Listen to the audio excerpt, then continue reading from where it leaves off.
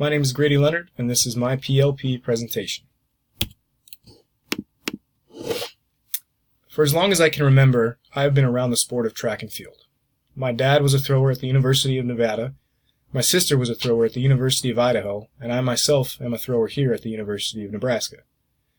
Through this learning of track and field, I have developed a passion for helping others, specifically in the throws.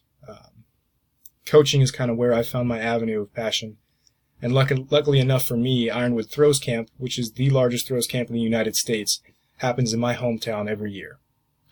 So I'm able to go to this camp. For the first 2 years I was a camper. I was able to see how these coaches interact and how they really are in this position of leadership to look down and help every single athlete in a different way.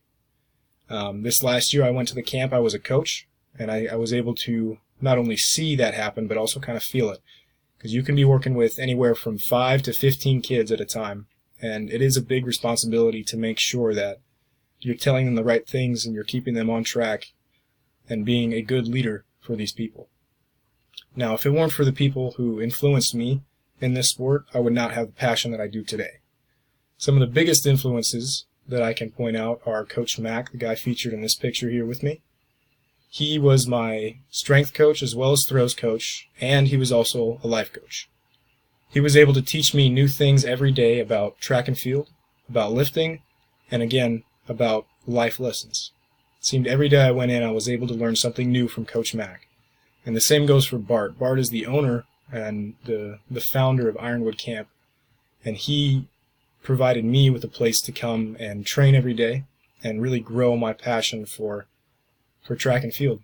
And my sister and my dad were the same way. They were both my coaches at some point through my life, and they did an excellent job of providing me with a positive reinforcement of what track and field is through me being able to see what they do and how they interact with others in the sport. So a bit about where I want to take this coaching career. I know it can seem like a little bit of a far-fetched goal to become a coach as a career, but I truly believe that is why I'm on this earth, because I think the position I'm in is great for attacking this coaching idea, and I truly do have a love for what I do, and I wouldn't have it any other way, any other sport. I do I'm getting my major in psychology, and I guess the most general sense of how I can relate that to what I want to do is better understand people and how they work. Because if I can take my psychology major and all my knowledge of coaching into a leadership role, then I will be much better off in understanding how people work and how I can help. And I do have a career goal with this. The end goal for me is to become a coach at a 4-year university, helping others as I was helped with my coaches. Now, in order to get to that position, I think it's important to identify my philosophy of leadership. Now, to me, that is, a leader is a person who invests their time in others because they believe in the future that lies ahead of those that they help. The ability to guide others to their goals while maintaining your life and your pursuit of an ideal leader. Now, when I see myself in this leadership role, I don't see it as trying to promote myself or make myself better as a leader. I think of it as breeding the next generation of leaders.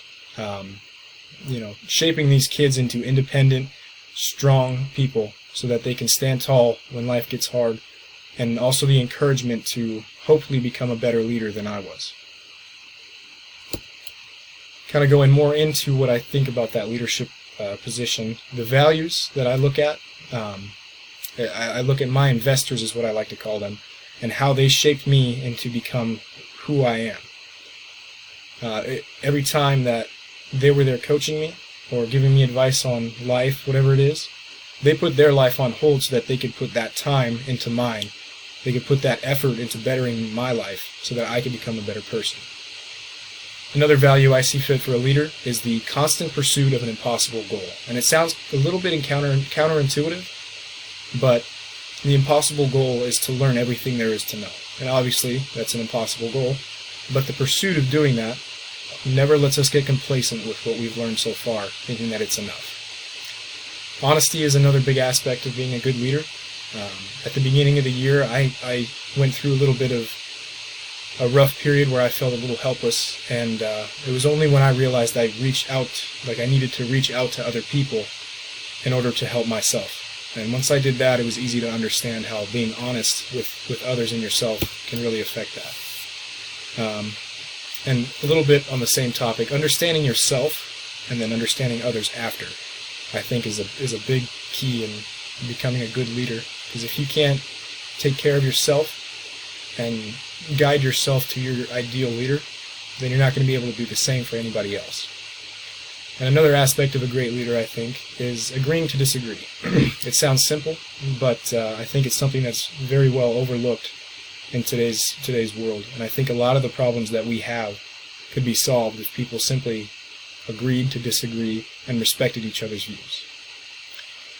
Now, where I got all of my ideas of this leader is from two pivotal people in my life, and those two people are my mom and my dad.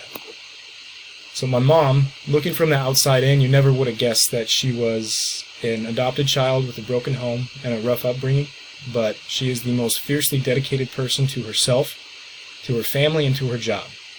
And my dad is another example of a great leader and where I got my idea from, because he was the leader of our family both through the good and the bad times.